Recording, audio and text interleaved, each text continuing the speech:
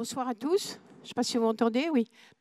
C'est pour moi un double plaisir de vous accueillir ici ce soir, à la fois au nom des éditions Noir sur Blanc, qui, grâce à Blaise et Vincent et aux 19 artisanes, ont fait un livre que je trouve magnifique, objectivement, hein, vraiment très beau, et aussi au nom de la Fondation, où on a pu mettre au point cette exposition, qui, je trouve, rend justice au travail de précision des artisanes, en montrant aussi les objets, pas uniquement les photos, mais les objets qui sont réalisés. Je pense que la plupart d'entre vous ont déjà vu l'expo, mais sinon, elle reste encore jusqu'à début janvier, et ça sera très intéressant de la voir. Alors évidemment, on peut se poser la question, pourquoi est-ce que la Fondation Jan Michalski pour l'écriture et la littérature accueille cette exposition? Mais c'est parce que je trouve que la qualité du travail des artisanes ressemble beaucoup à la qualité du travail d'un écrivain. Un écrivain qui a fini sa page blanche, il a rempli sa page, il est content d'avoir achevé quelque chose. C'est exactement la même chose que vous, les artisanes. Je ne sais pas, vous n'êtes pas 19 ce soir, mais celles qui sont là, le plaisir d'avoir terminé quelque chose, le plaisir d'avoir une qualité, de finir quelque chose, le respect de la matière. Et finalement, on écrit, même sur un ordinateur, on écrit toujours avec ses mains. Et donc, c'est ça qu'on voulait aussi mettre en valeur. On vous remercie toutes alors pour ce formidable travail. Et je passe maintenant la parole à Karine Papillot, qui va animer le débat. Merci. Merci. Merci, Vera Michalski. Ceux et celles qui travaillent avec leur corps, qui sont dans le faire, sont plus à même de penser le monde. Il y a une correspondance entre l'intelligence et la manière dont on se sert de ses mains. Je cite Blaise Hoffmann, qui est l'écrivain de ce duo très prolongé par 19 artistes. Blaise Hoffmann qui va nous rejoindre. À ses côtés, Blaise, il faut venir maintenant. À ses côtés, Vincent Guigné, qui est le grand artiste, le grand photographe, à qui on doit ces photos merveilleuses qui accompagnent le texte très inspiré de Blaise. Merci, messieurs.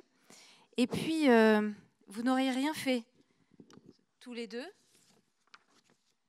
Alors, je vais demander à Marianne Dubuis, qui est découpeuse d'art. Je vais demander à Christelle Falconnier, qui est bijoutière, joaillère. Je vais demander à Valérie de Roquemorel, qui est souffleuse de verre, de nous rejoindre. Sous vos applaudissements.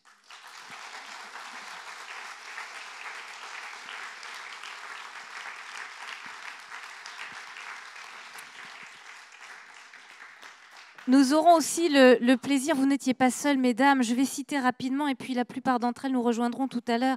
Bertille Laguet, qui est forgeron designer, Marnie-Hélène Sénamo, qui est tatoueuse, Alicia Franière, qui est sellière, Annette Fuglister-Sermier, qui est factrice d'orgue, Adriana Cavallaro, qui est mosaïste, Béatrice de Haller, qui est luthière, Julia Rumpe, qui est costumière, Camille Vaschetto, restauratrice d'art, Fabienne Descombes, qui est relieuse, Béatrice Binetruy, qui est vitrailliste, Isabelle Nicolet, qui est couturière, Mathilde Roux, céramiste, et puis Gaëlle Garroc, linograveuse, Rosalie Vuillemier, qui est horlogère, et Marly Bétrisson, qui est tisserande.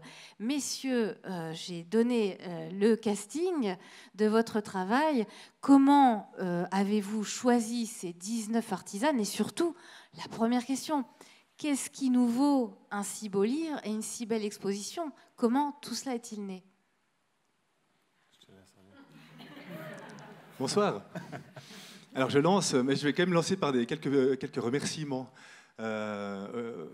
nécessaires. Grand merci à Vera d'avoir pris la parole, mais aussi pour la confiance. Grand merci à Nathalie et toute son équipe pour l'expo. Il y a aussi les éditions Noir sur Blanc qui sont là avec Fanny et Claude. Grand merci pour le bouquin. Et puis, immense merci, mesdames, de nous avoir accueillis, d'avoir accueilli deux intrus un jour.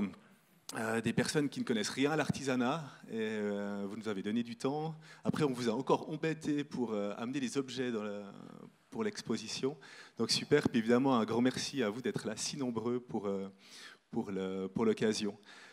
Pour la question, en fait, on a commencé avec Bertie, qui est là, bonnet vert, premier rang, forgeronne. Et puis c'est vrai, moi, je la connaissais de la fête des vignerons, projet pour lequel j'avais pu œuvrer. Et puis tu avais fait, ou co-fait, les couronnes des tâcherons primés, et puis quelques albardes également. Et puis on avait fait un apéro actif. J'avais fait un clou chez toi du reste. Et puis on s'était retrouvés dans ton atelier la première fois avec Vincent Guignet, mais aussi avec Claude Ducet, avec un autre photographe. Et tu peux peut-être raconter aussi ce lien d'abord avec un deuxième photographe. Oui, alors oui, avec Claude, en fait, on a fait le livre Léman bien plus qu'un lac. Et puis je crois que le dernier jour, en fait, j'étais dans la voiture avec lui, puis j'ai dit, bah, on va faire quoi après, quoi. Puis il m'a proposé artisan. Et du coup, on a commencé le projet les deux. Et puis, on est allé chez Bertie, justement, qui est forgeronne. Et après cette rencontre, j'ai dit, mais c'est pas possible, il faut qu'on fasse un projet que sur des femmes, en fait. Ça dénote tellement la forgeronne et tout. Et puis, on est parti là-dessus. Et puis, pour finir, Claude, il a quitté le projet. Et puis, bah, voilà, on a fait les deux. L'idée était de trouver, parce qu'on ne vous connaissait pas en fait, pour la grande majorité d'entre vous, et puis on vous a trouvé par le bouche à oreille, par une plateforme internet aussi qui répertorie les artisans, les artisanes. L'idée était d'avoir des métiers différents, et puis d'avoir des personnes qui en font leur métier, où ce n'est pas un hobby, où c'est vraiment quelque chose, un engagement d'une vie. Alors tous les deux, vous connaissiez, vous aviez déjà travaillé ensemble, Blaise et Vincent, n'est-ce pas? Bon, on avait travaillé, oui, mais sur le Léman, mais en fait, Blaise, il est venu... Enfin, nous, on avait fait le projet de Léman, on a fait que les photos, et ensuite, quand c'était presque terminé, on a demandé à Blaise de faire les textes. Puis il est venu un peu à côté, donc on n'avait pas... En fait, on n'a pas vraiment travaillé ensemble. Enfin, on se connaissait déjà avant, mais travailler vraiment en même temps, les deux, non, c'était la première fois. J'avais écrit à partir de leurs photos qui étaient déjà toutes faites. Et cette fois-ci, ben, c'est complètement différent puisqu'on s'est toujours retrouvés les deux lors de ces rencontres. On se rendait toujours ensemble à ces rendez-vous, ce qui était bien pratique finalement, parce que pendant que moi je posais mes questions stupides aux artisanes, et puis que j'essayais de prendre des notes avec mon laptop, un équilibre sur un établi ou sur les genoux, ça libérait de l'espace pour Vincent qui pouvait se faire oublier totalement et voler des photos tel un paparazzi. Et c'est les photos que vous avez dans le livre et dans l'expo. Alors Marianne, vous qui êtes découpeuse d'art, un travail très très minutieux avec le moindre souffle peut envoyer un papier, enfin dénaturer complètement une construction. Mais c'était pas stressant d'avoir ces deux grands gaillards assez larges d'épaules qui prennent beaucoup de place quand même dans un atelier. Alors physiquement, oui, ils prennent beaucoup de place, mais en fait, pas du tout. Ils étaient d'un respect, vraiment d'un immense respect, très attentionné, très empathique, très peu envahissant, en fait, pas du tout envahissant. Donc non, c'était vraiment, je dirais presque une partie de plaisir, en fait. Est-ce que c'était, alors peut-être Christelle ou Valérie, est-ce que c'était pas perturbant, et notamment vous, Valérie, enfin vous êtes souffleuse de verre, pardon, mais c'est de l'art quand même. C'est pas un peu compliqué? Alors il faut effectivement rester concentré, puis je tiens à bien faire comme il faut mon métier. Il faut essayer de ne pas les brûler non plus au passage. Oui, mais je ne sais pas si vous vous souvenez, il y avait l'alarme aussi qui n'arrêtait pas de se déclencher. J'avais changé le mécanisme, et puis dès que j'allumais le chalumeau, alors il y avait toute l'alarme qui se... Et puis alors avec la canne à souffler, d'essayer de trouver le code, le truc, c'était un peu compliqué. Mais en même temps, il y avait quand même un côté très apaisant où je me souviens aussi à un moment, tout d'un coup, je regarde par la fenêtre, puis il y avait Vincent qui était là, à des endroits complètement improbables, en train de prendre les photos. Mais il faut quand même pas mal de confiance. Hein. Je pense à vous, Christelle, vous travaillez dans la joaillerie, donc vous avez un énorme coffre-fort de 600 kilos. Vous faites venir des gens chez vous, c'est pas rien quand même. Vous avez compté vos pierres précieuses? Non, on se la rend en fait. Merci, je me demandais où elle était. Non, moi je suis de nature confiante. Donc, j'ouvre, je ferme le coffre, je rouvre le coffre, je ferme le coffre. Ils sont là. Enfin, voilà, on est dans un espace clos. Donc, par contre, c'est vrai que je l'ouvre, je le ferme, je l'ouvre, je le ferme. Je l'ouvre pas, puis on se balade tous, et puis il reste grand ouvert. C'est un peu comme un frigo. Il faut tout le temps le fermer. Il ne faut pas le laisser ouvert. Bon, tu as l'habitude d'accueillir des gens, des jeunes mariés qui viennent faire leur bague. Et nous, on se sentait, on était sur le bureau, les deux côte à côte. Tu étais devant nous en train d'ouvrir tes classeurs et de nous présenter les produits. Et on avait vraiment cette impression de jeunes mariés. C'est vrai que la configuration, elle prête pas mal à ça. C'est les clients de l'autre côté du bureau, vus sur l'établi. Et puis moi de l'autre côté. Mais c'est vrai que je reçois des familles aussi. Des fois, j'ai des parents qui viennent avec 3-4 enfants. Alors, je leur donne des tabourets. Puis tout le monde est installé derrière le bureau. Puis il y a juste moi de l'autre côté. La question qu'on se pose à lire ce beau livre, c'est quel parcours vous a conduite à exercer ce métier qui est aussi une passion, qui est un engagement, qui est beaucoup plus qu'un métier. J'ai l'impression que vous ne comptez pas vos heures non plus, toutes les trois. Donc, comment ça s'est passé? Quels sont vos parcours? Vous, en plus, vous n'êtes pas suisse, hein, on ne va pas vous balancer, mais vous venez d'un peu plus loin. Vous auriez pu faire ce métier depuis le Languedoc-Roussillon, puisque vous êtes de Toulouse, je crois. En France, il y en a beaucoup plus déjà des souffleurs de verre, et puis ici, il y en avait très peu, donc c'était l'occasion d'arriver avec un savoir-faire, un métier, puis de ne pas avoir besoin de faire des petits canards pour les touristes, et puis de pouvoir faire des pièces un peu plus sculpturales. Oui. Après, il y a une magie dans le verre. C'est à l'âge de 5 ans que ma maîtresse avait dit à ma mère qu'il fallait que j'aille dans une voie artistique. Donc, depuis toute petite, j'avais été encouragée à faire des tas de choses. Donc, j'ai travaillé le tissu, la peinture, l'argile, le design, etc. Et dans le verre, il y a un mystère, il y a une danse, il y a le feu, il y a l'enivrement, il y a la chorégraphie. C'est un travail d'équipe aussi. Donc, on peut que être comblé. La toute première fois que j'ai travaillé le verre, je me suis brûlé tout le buste. Le lendemain, l'atelier il prenait feu. Pour finir, le verrier a fait faillite. Mais je me suis dit, mais c'est ça que je veux faire. Sans vous dire, vous portiez peut-être un peu malheur à ce... Non. Parfois, il ne faut pas écouter les signes, hein, finalement. Et donc, vous êtes arrivé en Suisse. Oui, alors j'avais fait toutes mes études, puis après je suis partie faire une école pour apprendre. Il faut 5 à 7 ans pour apprendre le métier. Alors il faut arriver à maîtriser un liquide à haute température. Je travaille le verre à 900 degrés, donc c'est assez long. Et puis j'avais fait une école, puis après j'ai continué, je suis arrivée ici. J'ai travaillé aussi pour d'autres souffleurs de verre. Et petit à petit, mais j'apprends encore tous les jours. Et c'est une belle matière. Et il y a toujours cette magie quand je vais chercher le verre dans le four et ce petit moment hors du temps.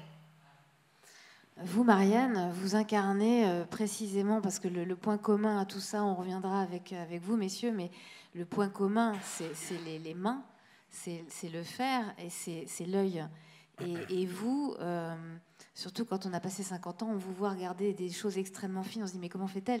C'est un métier dans lequel, que moi je ne connaissais pas, qui est une pure poésie, avec une espèce de maîtrise insensé de la minutie et de l'exactitude à un demi-millimètre près, et vous gâchez votre travail. Comment comment êtes-vous tombé dans ce métier? Comment l'avez-vous choisi? C'est quasiment une suite logique. C'est-à-dire que petite, j'ai toujours aimé dessiner. J'avais des notes excellentes en dessin, et puis alors en mathématiques et en algèbre, voilà, fallait pas m'en parler. Donc j'ai toujours dessiné, puis assez finement. Il semble que c'est le propre des myopes, de dessiner petit. Et puis, quand j'avais 13 ans, je crois, mes parents louaient un chalet en montagne, et puis ils avaient un livre sur Christian Schwitzgebel, qui est un découpeur qui était connu, qui a été le premier à faire des sujets extrêmement précis, fins, des attitudes des animaux justes. Et j'ai toujours aimé regarder ce livre. Donc j'ai commencé à faire un découpage pour ma sœur, pour mes parents. Enfin voilà, j'ai commencé à découper un petit peu depuis l'âge de 13 ans. Et puis à l'âge de 20 ans, en 1979, j'ai commencé professionnellement à découper. Donc que je dis professionnellement, ce n'est pas à temps plein. J'ai toujours travaillé à côté du découpage. Mais le découpage a été le fil rouge de ma vie depuis 46 ans, c'était un fil rouge, quoi. Donc, ça m'a suivi, ça m'a accompagné comme quelque chose qui m'a toujours été indispensable de découper ou de peindre ou de dessiner, mais petit à petit, c'est devenu vraiment le découpage seul. Qu'est-ce que vous trouvez dans... Vous dites ça m'est nécessaire. Qu'est-ce que ça nourrit en vous? Est-ce qu'il y a une espèce d'aspect méditatif à reproduire un rituel, à s'installer dans un rapport au geste qui est très libératoire? Les Japonais ont beaucoup théorisé ces questions du geste, la cérémonie du thé. Enfin, la codification libère l'esprit et permet j'en reviens à la citation de Blaise tout à l'heure, de penser mieux. Est-ce que c'est de cet ordre-là? Qu'est-ce qui vous attache autant à ce geste? Je pense qu'il y a un côté méditatif, ça c'est sûr, mais il y a surtout le fait que je peux exprimer. J'ai un besoin d'exprimer. Je suis fleuriste aussi de métier. Dans les arrangements que je fais encore maintenant, j'exprime aussi quelque chose que j'ai profondément en moi, ou si je peins, c'est aussi un besoin. Donc le découpage, ça me permet en fait d'exprimer des émotions, d'exprimer ce que je ressens, puis peut-être aussi d'exprimer un monde que j'aimerais un peu plus paisible, sans que je sois utopiste. Je me rends très bien compte de ce qu'il y a autour de moi et dans le monde et qui ne va pas, mais il me semble que moi, j'aimerais vraiment apporter du bon aux gens, aux regardants. Ceux qui regardent mes tableaux, j'aimerais qu'ils soient ou apaisés, ou avec un sourire. C'est une forme pour moi de communication avec l'autre. Je peux interagir avec l'autre, mais à travers mes découpages. Parce que, contrairement aux apparences, je suis assez timide, en fait, assez dans ma bulle, mais à travers le découpage, ça me permet d'aller vers l'autre. Ça, on reviendra sur la question du don, qui est quand même beaucoup dans la démarche de tous ceux qui sont sur ce plateau. Et vous, Christelle, vous faites un métier qui... les bijoux, c'est un morceau affectif très fort chez ceux qui les portent. Il y a toujours une charge très importante. Qu'est-ce qui vous a conduit à ce métier? Alors moi, je voulais faire les beaux-arts, mais mon père n'était pas très motivé. Enfin, il ne comprenait pas vraiment ce que ça représentait. Et puis finalement, j'ai découvert la bijouterie à travers un ami qui m'a invité chez lui, qui faisait une école de bijouterie, puis il m'a montré le modelage, la peinture, les bijoux. Et en fait, j'étais là, mais c'est génial, parce que finalement, ça regroupe plein de techniques. Puis effectivement, comme me disait mon père, ben voilà, tu vas faire quoi après? Tu vas faire les beaux-arts, tu vas faire des peintures, tu vas aller les vendre où? Enfin, ça le déstabilisait un peu, c'était pas très sécurisant comme profession. Et puis en fait, dans la bijouterie, ben, ce qui était... Enfin, voilà, je me disais, ben là, je vais pouvoir faire du modelage, je vais pouvoir faire du dessin, je vais pouvoir faire de la construction, entre guillemets, un peu mécanique. Et puis on a été visiter la Vallée de Joux, l'école de la Vallée de Joux. Et puis ouais, moi, ça m'a tout de suite parlé. Puis mon père étant mécanicien de précision, il était super content. Nickel, ma fille suit mon chemin. Maintenant, on fait même encore des projets ensemble. Des fois, je lui dis, tiens, tu pourrais me faire ça, tac, tac, tac. Donc ouais, finalement, je voulais quelque chose d'artistique. J'ai toujours aimé dessiner comme toi. Enfin, c'est quelque chose qui était assez inné depuis toute petite. Mais après, c'est de trouver en fait la direction. Je voulais être styliste, après je voulais être ci, je voulais être ça, non. Puis de trouver dans quelle voie artistique on va tomber, c'est un petit peu la vie qui nous conduit sur des chemins. Puis là, c'est cette soirée passée chez cet ami où il montrait des choses. Puis j'étais là, mais c'est génial cette école que tu fais et tout. Enfin voilà, puis c'était accessible, c'était pas loin, c'était à la montagne, dans un lieu. Voilà, c'était pas une école à Genève. Moi, je suis plus nature, donc je me trouvais bien d'aller à la Vallée de Joux. Puis maintenant, j'y enseigne, donc... Puis en plus, voilà. Comme ça, en plus, vous ne vous êtes pas fâché avec votre père. Non. Ça, c'est quand même... Le schéma était idéal. Ouais. Alors, vous Blaise et Vincent, l'intrusion qui a été la vôtre dans le quotidien de ces 19 artisanes, ça s'est passé comment? Vous vous êtes incrusté combien de temps? Et surtout, parce qu'après vous allez vous partager la parole, donc je pose toutes mes questions maintenant. Et surtout, comment vous êtes-vous distribué? Comment avez-vous fait cette équipe-là? Quelles sont les obsessions qui ont prévalu? Est-ce que c'est d'abord le texte, d'abord le dessin, d'abord la photo? Comment est-ce que vous avez réussi à fabriquer une œuvre commune? Mais on est allé... en fait, ça dure à peu près 2 heures, je crois, les rendez-vous. Restait 2 heures. Mais on ne s'est pas concerté. Enfin, moi, je n'ai pas vu les textes de Blaise avant, vu qu'il les écrivait sur place.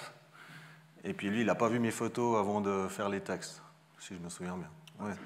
Donc du coup, on était ensemble, mais chacun de son côté quand même. Et puis voilà, je crois que ça marche quand même comme ça. Et ouais, de fil en aiguille, ça l'a fait, quoi, je crois. Ouais, on n'avait pas une marche à suivre vraiment très, très précise, de loin pas, mais c'est vrai que finalement ça s'est bien passé en faisant comme ça, c'est-à-dire en vivant le même moment ensemble, et puis en le reproduisant par nos arts respectifs. Et puis moi, on faisait attention à vous dire qu'on ne voulait pas faire un entretien autour d'une table, et puis vous nous parliez de votre artisanat, vous voulez vous voir en action dans le geste.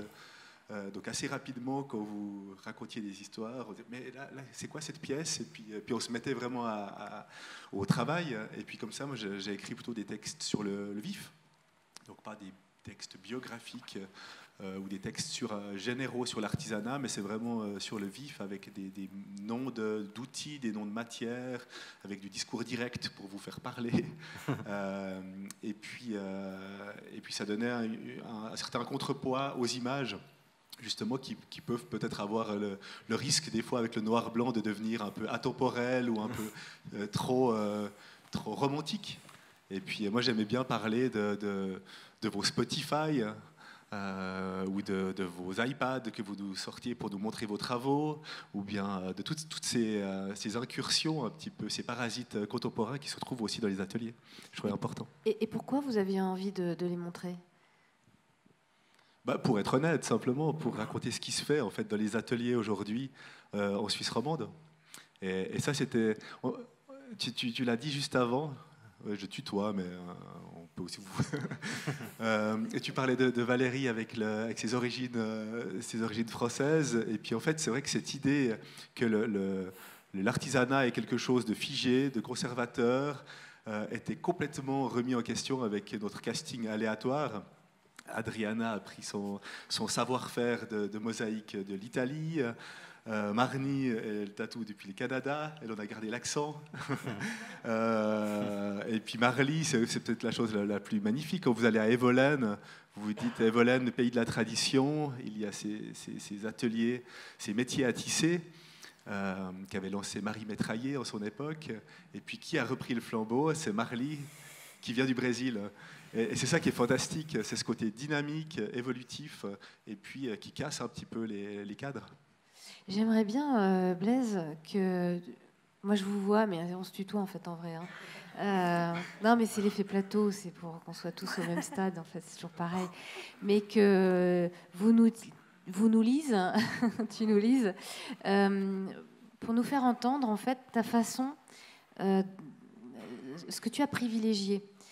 Tu parlais de textes faits sur le vif.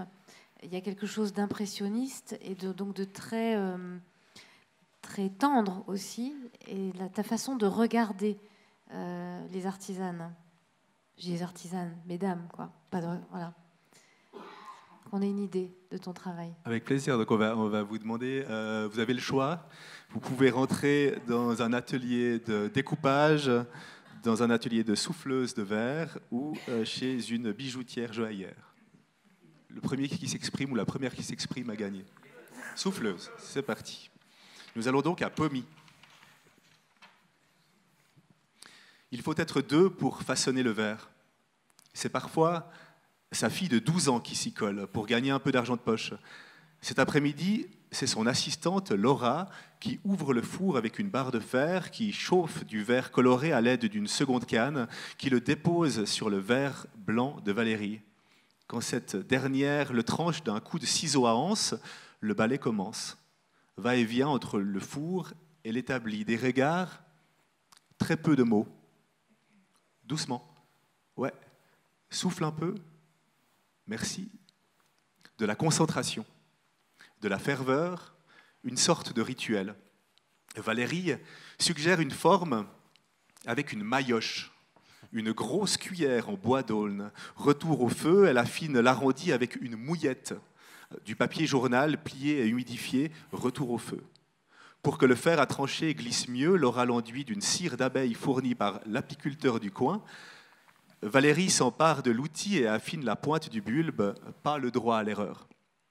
Elle a en ce moment la minutie de sa grand-mère, couturière hors pair. Elle a la rigueur de son père, comptable qui rêvait d'être ébéniste. Elle nous dit « Le verre est une matière exigeante, il a du caractère. On se bat avec lui pendant des années, puis seulement on peut danser avec. Il est le prolongement de mon corps. » Merci.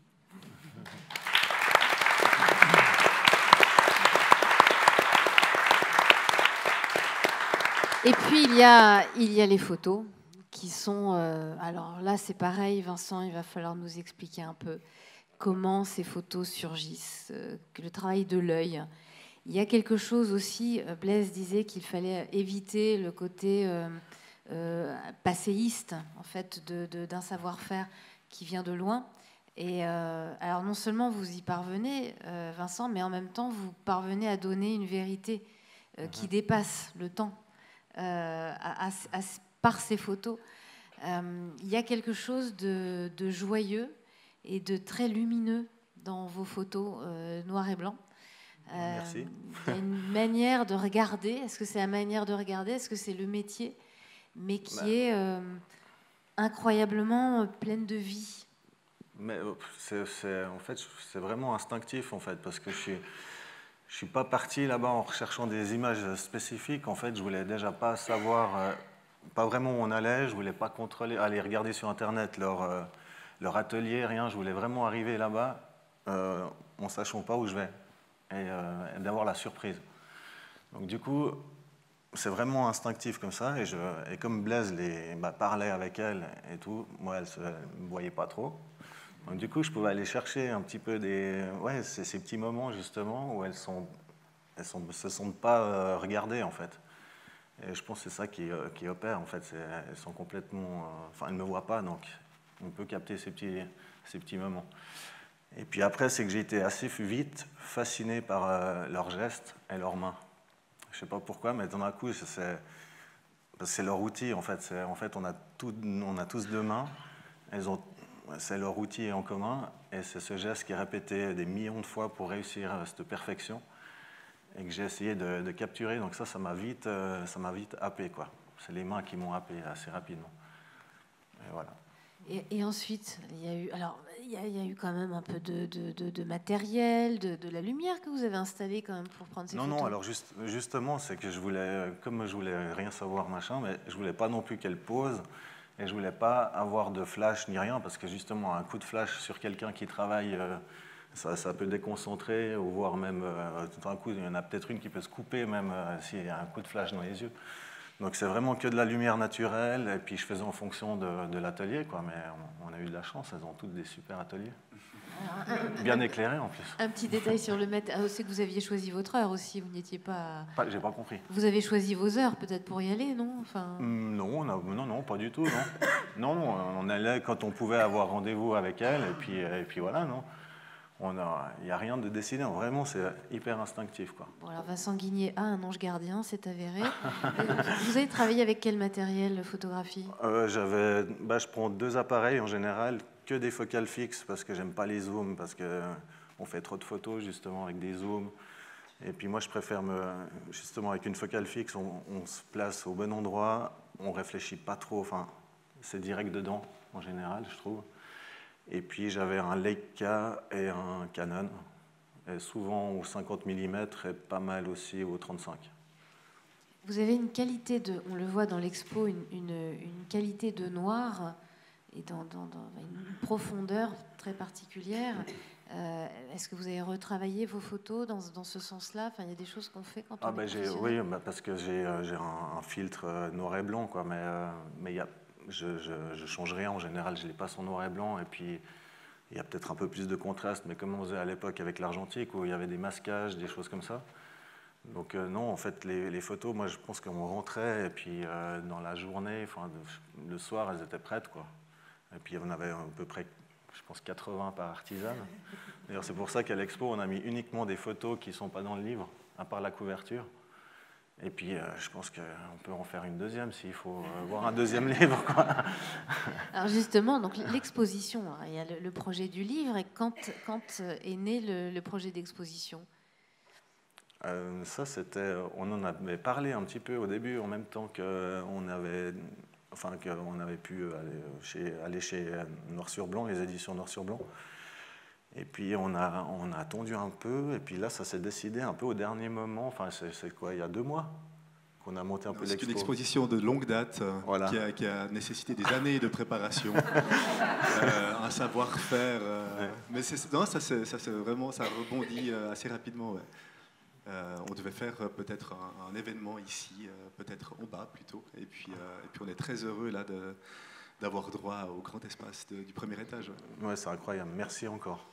Ce qui signifie qu'alors toutes les frustrations qui ont accompagné le montage du livre ont pu être balayées, puisque vous avez pu mettre toutes les photos auxquelles vous aviez dû renoncer pour faire ce livre. Ouais, non, c'est plus compliqué parce qu'en fait, comme il y a 19 artisanes et puis que le bouquin, on ne peut pas faire un truc de 600 pages, il y a quand même un petit peu de frustration, mais ça va. Mais c'est qu'il y a 6 ou 7 photos par artisane, donc c'est vrai qu'il y en a pas mal qui ont été de côté, donc c'est vrai que c'est bien d'avoir l'exposition pour en remettre encore davantage.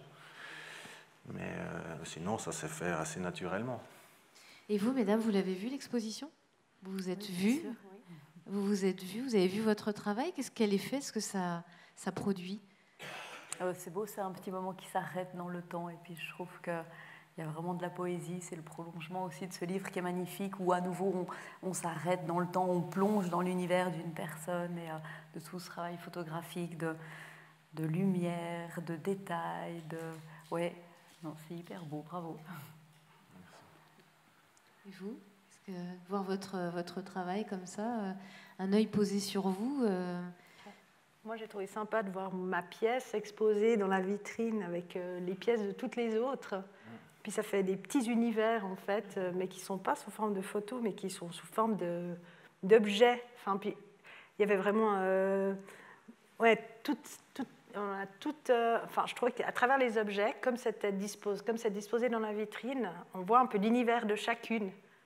Parce qu'on ne s'est pas concerté on nous a dit, vous pouvez amener un objet, des outils, puis en fait, on retrouve tous ces objets, puis avec l'énergie de chacune.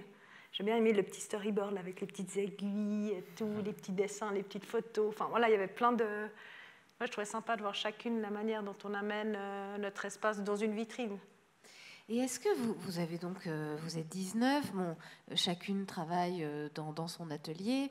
Vous ne vous connaissiez sans doute pas toutes, peut-être certaines, mais là, c'est une mise en partage de quelque chose à travers ce livre. Est-ce que vous avez reconnu des choses de votre manière de travailler chez l'une ou chez l'autre? Bon, alors évidemment, entre le découpage et le soufflage de verre, c'est très différent. Mais si, on a toutes des ciseaux. Ah. Alors, ils ne font pas toutes la même taille, mais oui, les ciseaux, on a toutes des ciseaux. Alors, des petits, des grands, des moyens, des gros. Oui. Ah, c'est drôle. Et donc, vous avez pu comme ça échanger autour de vos métiers, ou c'est une chose que vous faites de temps en temps, voilà, entre artisans, artisanes, de discuter, d'échanger sur des manières de faire? Moi, j'ai trouvé justement, je connaissais certaines personnes de nom, comme Valérie, par exemple, mais j'ai trouvé qu'il y avait des correspondances avec certaines, alors qu'on a des trucs complètement différents, avec la tatoueuse, par exemple, avec la joaillière, avec Valérie aussi, parce que tout d'un coup, on a déjà c'est quelque chose qui est indicible, c'est quelque chose au niveau subtil comme ça, où quand on parle de création comme ça, il y a tout d'un coup une petite lumière là-bas au fond qui s'allume et qui est commune à chacune de nous. À celle avec qui j'ai discuté, je me suis dit, tiens, t'es ma frangine, toi. Il y avait un peu de l'ordre de quelque chose comme ça. Et puis ensuite, alors, au niveau pratique, par exemple, avec la joaillière et puis avec le verre, il y a quelque chose aussi du même ordre de recherche, de recherche de perfection, de recherche de netteté, de recherche de finesse, etc. Et là, moi, je me suis vraiment aussi... on savait de quoi on parlait, quoi. Voilà. Puis il y a un amour de la matière aussi, du savoir-faire, c'est ça. du toucher. Le fait d'être des femmes, est-ce que c'est quelque chose de particulier dans votre métier? Non. Tu dis non, Valérie, mais tu es la seule souffleuse de verre de Suisse romande. Alors absolument. Toujours ou pas oui, j'ai toujours un collègue, donc je peux m'enorgueillir d'être la seule femme de Suisse romande. Mais sur toute la Suisse, on est moins d'une dizaine, alors c'est vrai que c'est facile aussi.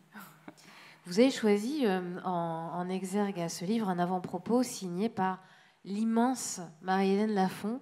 Quand j'ai découvert votre livre, je me suis dit ça commence bien, parce qu'alors commencer sous les auspices de Marie-Hélène Lafon, qui est certainement un des plus grands écrivains contemporains, ça partait bien.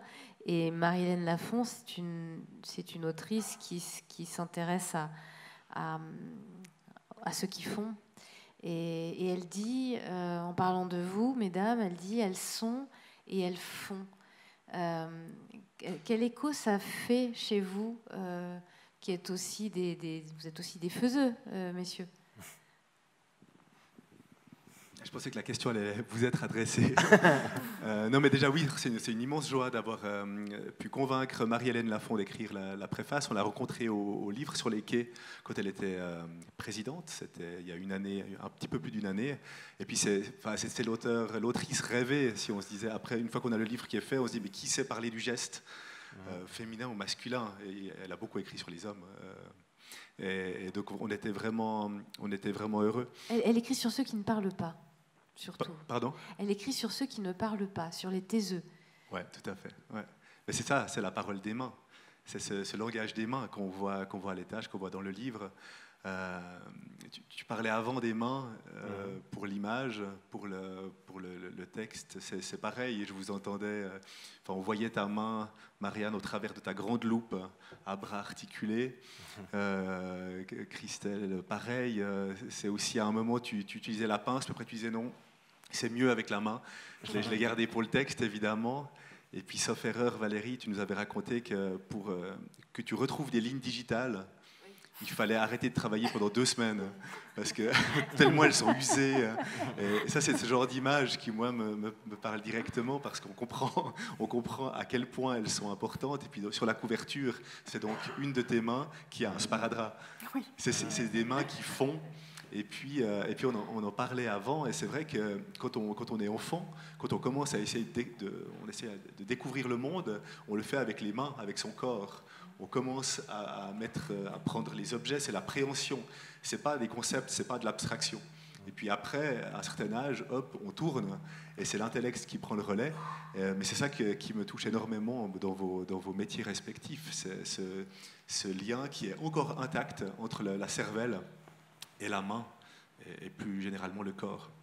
À travers ce travail que vous avez fait, vous auriez vraiment pu nous vendre un peu plus de sueur et de difficultés. Apparemment, vous êtes naturellement doués tous les deux. C'est d'une insolence terrible, hein, quand même. mais le travail, on l'a sous les yeux, c'est magnifique. Donc, vous n'êtes pas obligé de mentir et de raconter que ça a été pénible. Mais c'est les artisanes qui ont fait le travail, surtout. Comment? C'est les artisanes qui ont fait le travail, surtout. Nous, on était juste là pour capter un petit peu de leur chez elles, quoi. Leur bulle et puis leur univers, en fait. C'était un énorme privilège, d'ailleurs, de pouvoir rentrer dans leurs ateliers et tout, parce que je pense qu'il n'y a pas... Vous n'avez pas tout le temps des visites. Vous n'ouvrez pas comme ça vos portes non plus tout le temps. Donc pour moi, c'est un grand privilège, je trouve. Hein. Donc voilà.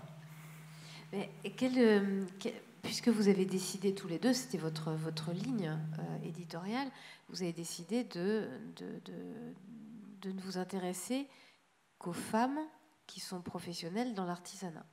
Donc c'est des femmes artisanes. Ça, c'est la charte de votre pari. Comment, au fur et à mesure de ce travail, et surtout à la fin, comment votre regard sur l'artisanat au féminin, mais aussi votre regard sur les femmes, s'est-il modifié, s'il s'est modifié?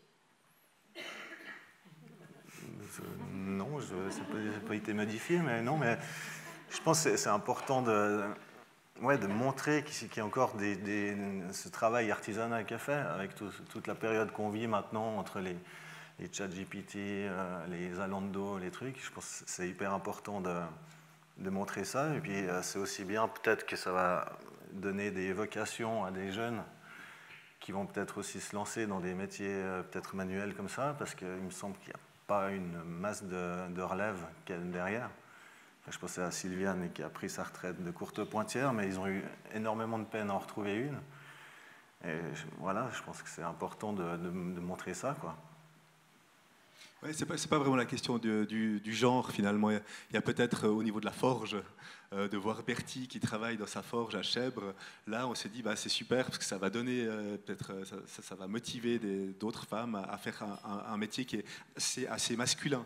Mais les autres métiers ne sont ni féminins ni masculins. Je pense que vous l'avez compris en les entendant. Il y a aussi une manière de s'exprimer, de raconter le métier.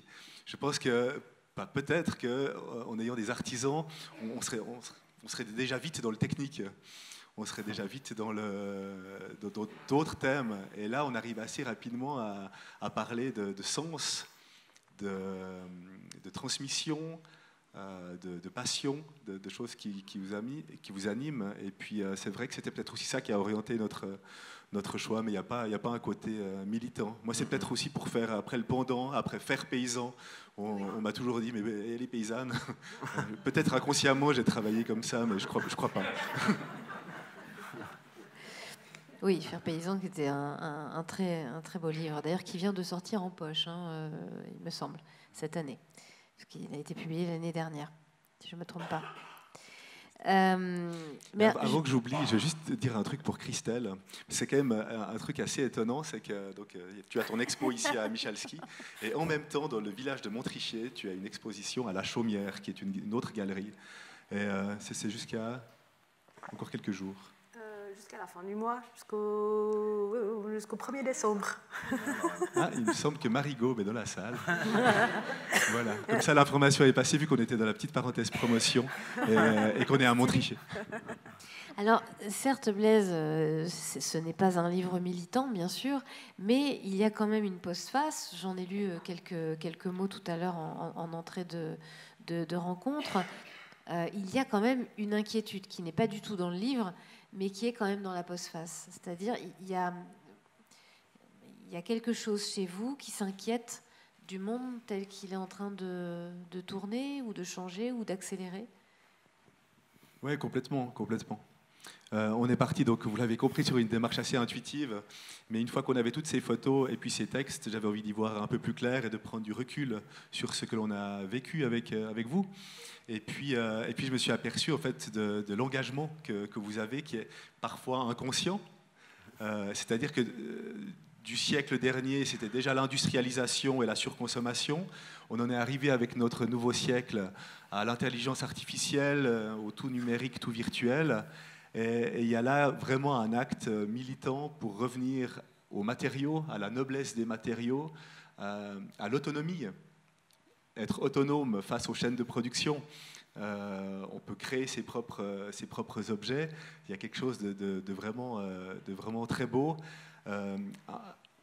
Cet engagement, il est aussi en fonction du temps, de la notion du temps.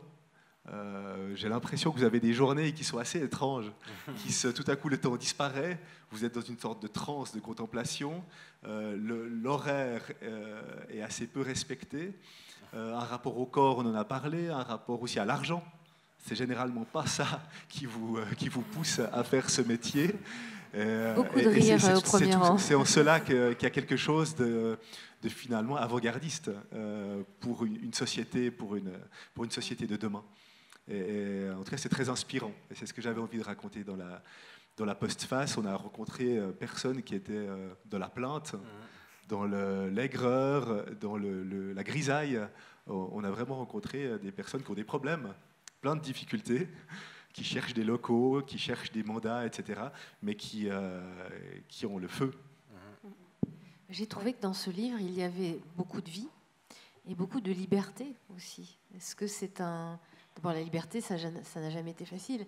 Est-ce que vous avez l'impression d'être au moins libre dans vos vies? Pour rebondir un peu sur ce qu'il disait, moi je dirais que parfois, quand il y a des moments qui sont aussi parfois un peu durs, je me dis que j'ai quand même un devoir de sauvegarde d'un patrimoine, ce patrimoine aussi matériel, qu'on a des métiers où on parle du geste, de la main, mais qui se transmet aussi de main à main. Et que finalement, si on n'est plus là pour faire perdurer ces métiers, ils peuvent facilement aussi disparaître et puis être oubliés, parce que ce n'est pas derrière un écran, ni malheureusement non plus derrière un livre qu'on peut les apprendre, ces métiers. Et alors la transmission, est-ce que ça se passe bien? Est-ce que vous transmettez? Est-ce que vous avez des élèves? Est-ce qu'il y a est-ce que des apprentis? Est-ce que ça se transmet bien, ces métiers? Alors, de la main? Alors après, il y a la transmission aussi de la passion, d'une vie, de tout ça. Après, moi j'ai un métier qui est rare et les jeunes qui ont envie de le faire, il faut déjà qu'ils aillent faire une école, parce qu'il faut 5 à 7 ans pour l'apprendre, donc déjà au moins de faire une formation. Je ne prends pas des personnes qui ne sont pas déjà formées. Et cette jeunesse, est-ce que vous la trouvez encourageante? Est-ce que vous pensez que votre métier sera préservé?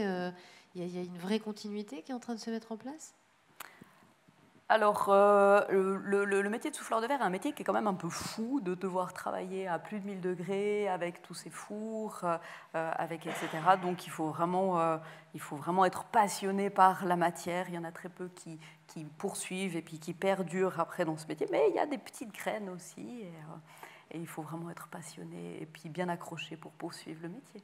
Mais en tout cas, je compte bien, jusqu'à mon dernier souffle, continuer à le faire perdurer. Et puis peut-être qu'à travers, ça suscitera des vocations, on verra bien. Et vous, Christelle?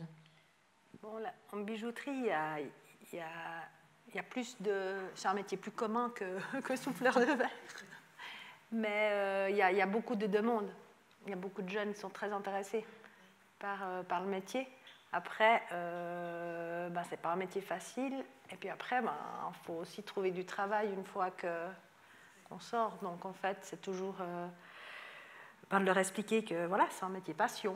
Et puis que ça va demander beaucoup d'énergie. Mais à la fin, il faut passer dans la formation.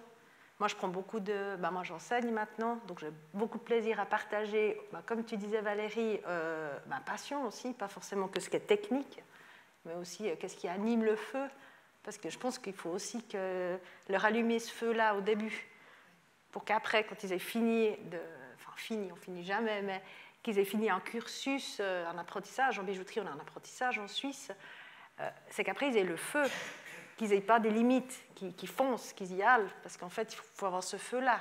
Parce que si on n'a pas ce feu, les possibilités de se réaliser dans ce métier, il y en a moins, puis c'est pas forcément... on parlait de liberté, c'est pas forcément la liberté d'être toute la journée à répéter le même mouvement en établi. Finalement, on en vient, comme d'autres métiers, comme l'horlogerie, c'est assez proche.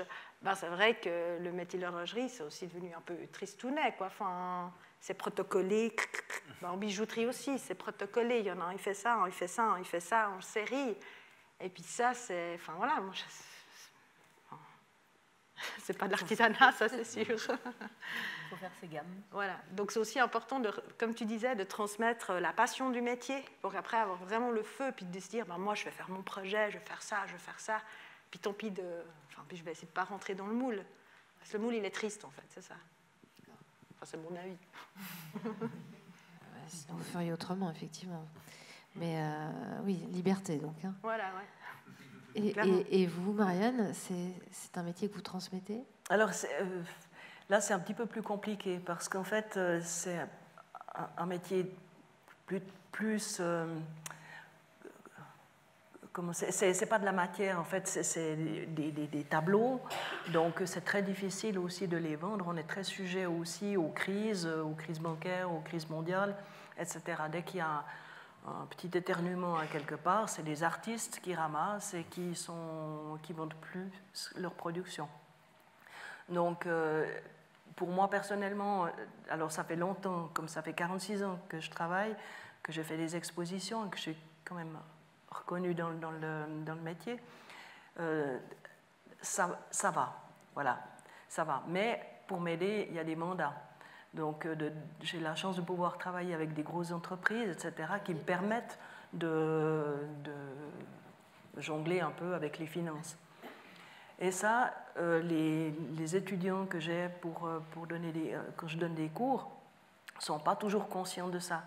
Ils se disent « Ah, mais je vais suivre 1 ou 2 cours et puis je vais pouvoir vendre mes découpages et ça va aller. » Puis j'essaie d'expliquer que non, ça ne va pas comme ça, mais il faut aussi avoir le feu sacré et puis avoir ce besoin vital, viscéral de créer. Et dans mes cours, j'apprends justement à ce que les personnes qui viennent libèrent plutôt leur créativité et non pas, comme on voit de plus en plus maintenant, impriment des photos et découpent ces photos en disant c'est de l'art. Non, c'est pas comme ça. Il faut avoir ce besoin de créer et de créer ce qu'on est, qui on est et ce qu'on souhaite peut-être pour le monde ou ce qu'on souhaite transmettre ou ce qu'on souhaite partager. Et puis ça, c'est déjà un chemin qui est pas évident pour tout le monde. Donc ça sélectionne déjà pas mal ceux qui viennent prendre des cours. Et puis ensuite, il y a ceux qui ont le feu sacré, qui l'auraient, je le sens, mais qui n'osent pas. Donc il faut libérer ça. Et puis une fois qu'ils arrivent à avoir le culot puis à commencer à croire en eux, alors après, il faut des années de travail pour arriver à une minutie, à pouvoir exprimer, parce que d'avoir une envie d'exprimer qui correspond à une image jusqu'à ce qu'on arrive à la transmettre au bout des doigts en dessin, ben, c'est pas toujours tout simple, parce que c'est qu'une feuille de papier, en fait. Il n'y a pas de profondeur, il n'y a pas, comme Valérie, des épaisseurs, des couches qu'on peut travailler comme ça, ou la matière comme une potière ou une céramiste. Donc, il faut arriver à ça aussi, donc il faut longtemps avant d'arriver à se dire « ouais, ça va pas mal, là j'ai pu exprimer quelque chose que je ressens vraiment, ça peut jouer ». Donc tout ça, ça sélectionne déjà pas mal. Mais il y a de plus en plus de gens qui découpent. Voilà. Vous devez être une sacrée pédagogue, vous. Parce que vous savez les élever, vos élèves, là. Mais oui, mais justement, c'est ça qui me plaît. Parce que la dernière fois que j'ai donné un cours, c'était au mois de juillet, par exemple, où il y avait ils étaient 10. Et puis, c'était des gens de toutes sortes. Il y avait un avocat, il y avait... Non, il y en était plus que 10, je ne sais plus combien. Il y avait un avocat, mais il y avait aussi une vendeuse. Enfin, il y avait de tous les métiers, de tous les âges. Et puis, il y a eu aussi une correspondance entre chacun qui a super bien joué, qui ont compris, chacun avait fait un dessin aussi qui lui correspondait vraiment. Et à la fin, ils étaient tous contents, même si peut-être personne là, ou peut-être une personne va continuer, mais tout le monde était content de ce qu'il avait fait. Puis c'est ça qui compte finalement, c'est d'être content de ce qu'on fait sans vouloir forcément penser à plus loin, oui, je vais faire ce métier, etc. Ça vient dans un deuxième temps. Dans un premier temps, c'est la découverte de ce qu'on fait, de notre art, et puis de ce qu'on a du plaisir et de la passion à faire, et puis de transmettre ça. Et puis, si on a, nous, le feu, il est capté par l'autre. Les étudiants qui viennent faire des cours sur des cours, ils sentent si on est passionné ou si on ne l'est pas. Si on est passionné, ça réagit aussi de l'autre côté. Ils disent « Ouais, moi, j'aimerais bien avoir aussi ce feu comme ça. » Et puis, ça commence à flamber, et puis ça marche.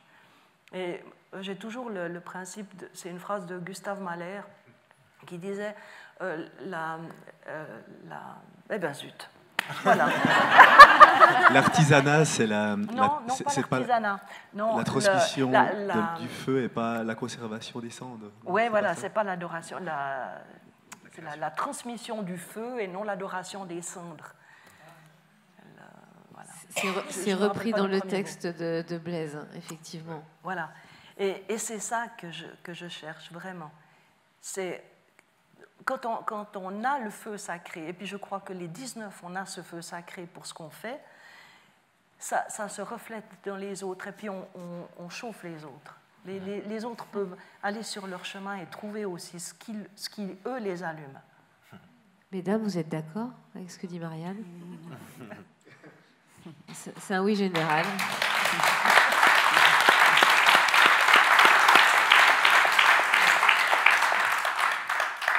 Vous aussi, messieurs, vous avez le feu sacré, vous avez ce besoin inextinguible de créer qui vous habite, n'est-ce pas? Blaise, Vincent?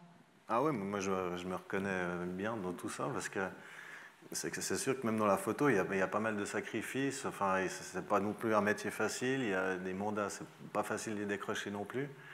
Mais c'est une soif de création et de... Enfin ouais, moi je respire photo, quoi. Enfin je veux dire, avant d'aller dormir la nuit, je pense à de la photo, je sais pas. C'est le feu sacré, c'est clair, quoi. Et on fait tous ces sacrifices, c'est pour ça, quoi. Enfin c'est mon oxygène, quoi. Eh bien, on a un livre et une exposition pour en être persuadé, Vincent, avec le merveilleux travail de mots de Blaise, qui lui aussi est habité de la même manière, n'est-ce pas, Blaise? Ouais, complètement. Ouais. Ça aurait été compliqué de dire non, mais en fait... Mais quand même, pour parler de la génération qui arrive, sa relation à l'artisanat, j'ai l'impression qu'on vit dans une époque où c'est de nouveau un peu tendance. C'est-à-dire que l'artisanat a bonne presse, on s'y intéresse, mais que ça reste un peu, vous me contredirez, mais que ça reste un peu éphémère. On va faire un stage, on va faire un atelier, mais de devenir vraiment artisane, si j'ai bien compris, c'est des années. J'ai cité le chiffre de 10 000 heures que j'avais lu quelque part, mais que je trouvais très parlant pour arriver à maîtriser, c'est-à-dire de prendre le feu déjà, comme vous parlez très bien de la transmission, et puis après de développer sa propre voix, sa propre expression. Et j'ai l'impression parfois qu'on a envie de faire de l'artisanat, mais on le fait comme ça en dilettante. Et la vraie transmission est assez problématique malgré tout pour pas mal de professions. Mais, si je peux me permettre là, justement, il y a aussi une part un peu d'intimité dans ce qu'on fait, chacune. Alors c'est difficile de transmettre. Moi j'ai ma façon de voir le découpage, Valérie a sa façon de voir le verre. On voit dans l'objet ou comme ça, comme une pensée qui vibre dedans. Mais ceux qui viennent apprendre, ils n'ont quand même pas notre personnalité ou comme ça. Alors c'est le fait de rechercher leur personnalité, leur travail et comment l'adapter dans la matière. Ça, c'est compliqué peut-être. Mais sur le tas, il y en a peut-être 100, 200 qui viennent suivre un cours, mais il y en a peut-être un qui a compris, qui capte et puis qui va devenir, qui a le feu sacré. Mais c'est déjà bien. Ouais, j'aurais envie de vous parler des ateliers d'écriture. Ouais.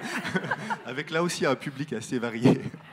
Voilà. Oui, mais la pensée qui vibre, c'est vrai que quand on va regarder après sur Internet, parce que quand même la modernité permet ce privilège, quand on va regarder ce que vous faites, oui, il y a ça.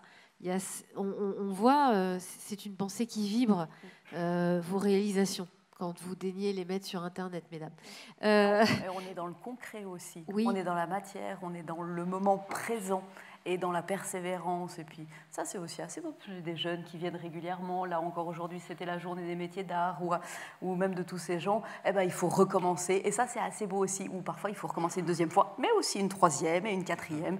Et puis c'est là que les gens ils rentrent dedans aussi, dans la matière et dans le concret. Et puis, pour être aussi plus local, parce que c'est ce qu'on a besoin aussi aujourd'hui, d'être près de chez nous, d'être près des gens, de ne plus aller trop loin, ni de la grande consommation, de faire moins, mais mieux. On va demander, pour terminer cette rencontre, on va demander aux 19, enfin je crois que vous êtes en réalité 16 en tout artisane, de venir nous rejoindre pour simplement saluer le public qui est venu vous voir et vous écouter. Je vais demander à Bertie Hilaguet, qui est forgeronne, designer, de venir. Marnie Hélène Sénamo, qui est tatoueuse. J'ai donné vos noms tout à l'heure, mais je les redis parce que c'est bien de vous connaître. Annette Fuglister-Sermier, qui est factrice d'orgue. Adriana Cavallaro, mosaïste. Et puis Julia Rempe ou Rempe? Non. Rempe, oui, très bien. Julia Rempe, costumière. Camille Vaschetto, restauratrice d'art. Fabienne Descombes, qui est relieuse. Et puis Béatrice Binetruy, qui est vitrailliste. Isabelle Nicolet, couturière. Mathilde Roux, céramiste. Sylviane Augier, courte pointière. Et puis Rosalie Vuillemier, horlogère. Et enfin Marly Bétrisson, qui est tisserande. Voilà, mesdames et messieurs, si vous voulez prendre une photo. Elles sont là.